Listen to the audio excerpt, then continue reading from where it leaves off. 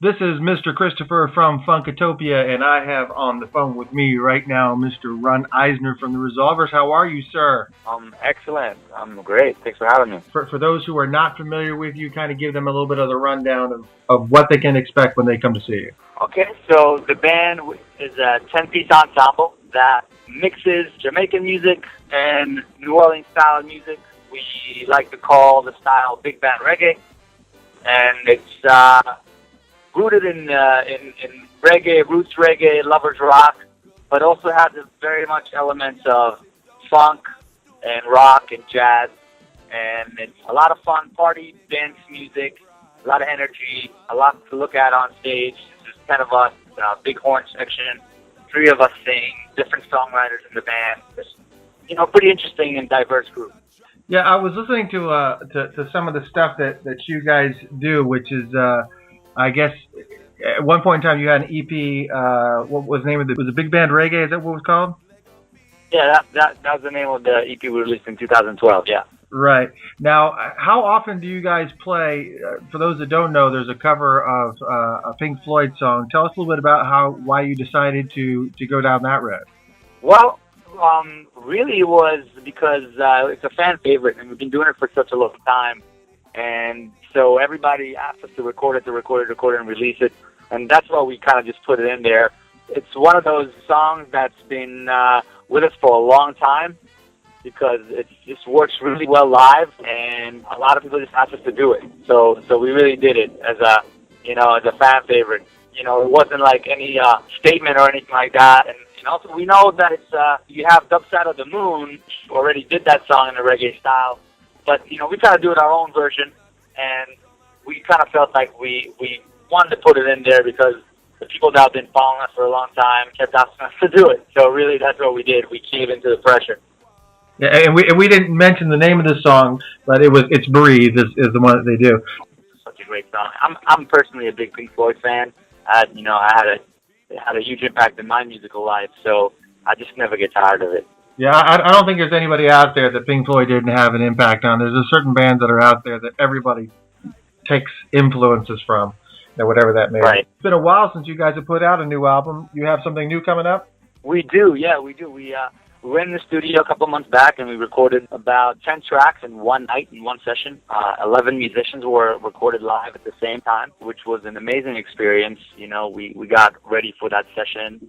And then we went in there and we did it basically the old way, where we all played together. Now we're working on finishing touches, artwork, stuff like that. We are a bit of a dilemma that we want to innovate in the ways that music is being released. And personally, I don't necessarily think that the album format is as effective as it once was. So I think we're going to try to release this music just as videos and singles. So not even so much singles, just like as videos. So instead of just releasing the music by itself, release a visual with the music, song by song, and it's kind of like it adds up to an album. I think that's a struggle that a lot of musicians have nowadays. That you put so much time and so much effort into putting, an album together.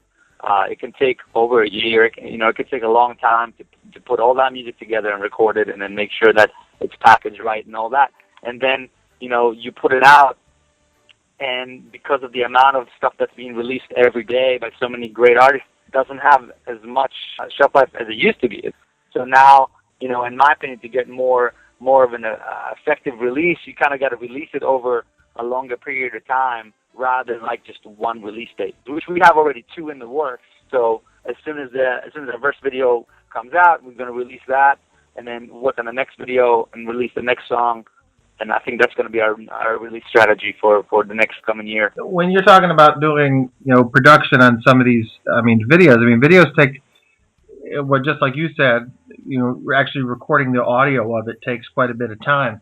Doesn't the production of videos take even more time than that? Aren't you kind of stretching out the length of time that it would take you to push stuff out, or you guys have it down pat and you're just pumping them out now? Well, what we have is basically we have a pipeline. We have friends who are video artists that are working with us, and basically a lot of things are being worked on simultaneously. Even though we haven't released the first video from this new release, once that's going to come out, then a couple months later we will already have another video come out, and then while we already be working on the third one, etc. And so videos, you know, they can take a long time, but they don't necessarily have to take a long time. Our first video that we're shooting really was the quick and easy. We really recorded it over one day, and we're really happy with the results. And I mean, it was a low budget, and you know, and we are using our friends to do it, but I mean, that's the organic way and the way we actually have to operate right now at this point. It doesn't necessarily have to take a long time. You can shoot a video in 1, 2, 3 days, and you know, edit it very quickly and be over with it. It depends how much is going into it, of course. Right. You know? But the idea is that rather than the grand production, the idea is that you have a visual to go with the music when you're releasing it. And you know, we're trying to do that on an independent level. Of course, you know, you have artists that are, you know, they have, or maybe major label backings, and you know, they have a machine behind them. They can put like elaborate videos and, you know, release singles as videos, more streamlined. But as an independent band that, you know, with low resources and use of our friends and artist friends to help us out, basically, you know, we go for practicality, and it's a trade-off that we have to apply. And I think at the end of the day, it's gonna be okay. We're doing all right. I just think that, you know, we as artists nowadays in modern times, we have to try new things in the way that we release our music. And I think that releasing an album on a CD is like not something that I see in the future. So why would I hold on to this thought? Like, you know, I don't think I should do a CD release party.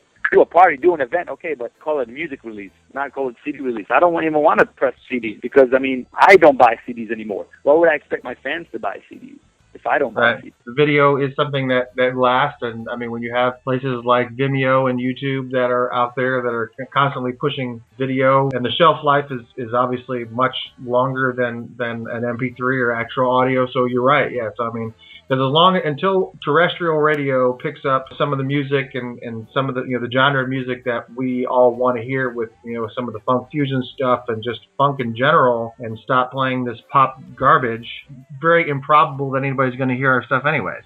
Right. So, you know, we gotta be innovative. You know, we don't have radio behind us. We don't have the pop culture behind us. So what we got to do is, you know, carve our own ways, and it's very it's difficult times. It's also very exciting times. You know, it's the wild, wild west. There's no formula that works for everybody, and you pretty much got to do your thing and stick to it and hope that it works. That's pretty awesome. Well, so let's talk about a little bit about Bear Creek. Bear Creek Music Festival coming up. Well, it actually starts on November 13th is actually when it starts. They're doing a benefit concert on Wednesday night, and then Thursday is when some of the major concert festivities happen, and then the main meat of the festival is Friday through Saturday, so that's November 13th through November 17th, 2013, if you happen to hear this later on. When are you guys hitting the stage, and are you playing multiple nights or just one night, or when can people hear you? Well, our set is going to be on Saturday in the afternoon, I believe around 2 o'clock, in the campground stage. Really excited. It's our first time at Bear Creek. I've been there a couple of times as a spectator. Super stoked to be there as a musician for the first time. You know, the lineup is amazing. I can't wait. I can't wait for the whole experience to be out on the ground as an artist. Really excited. So you actually have one up on me, because this is the first time I've ever attended as a visitor. I'm not performing. I'm just going to be there as a visitor and as the press. Tell me about what I can expect. Well, you can expect everybody to be super friendly, really amazing vibe. You know, everybody, of course, very musically conscious. They know their band, know their sound. They just are there to have a good time and enjoy real good music. And that's just an amazing thing, you know. I think it's one of those festivals that is still very pure, very, you know, about the groove and the sound and real musicians, you know, and still in the roots of funk and instrumental music, you know, and I love that. I love that. It's just something feels very authentic about Bear Creek. Yeah, and that's one of the things I've heard consistently from everybody I've asked that question about. I ask every band, what can I expect? And the word vibe comes out of everybody's mouth. Everybody that describes it uses the word vibe or some type of similar adjective. And I'm really looking forward to it. It's going to be a lot of fun. I'm looking forward to meeting you and hanging out.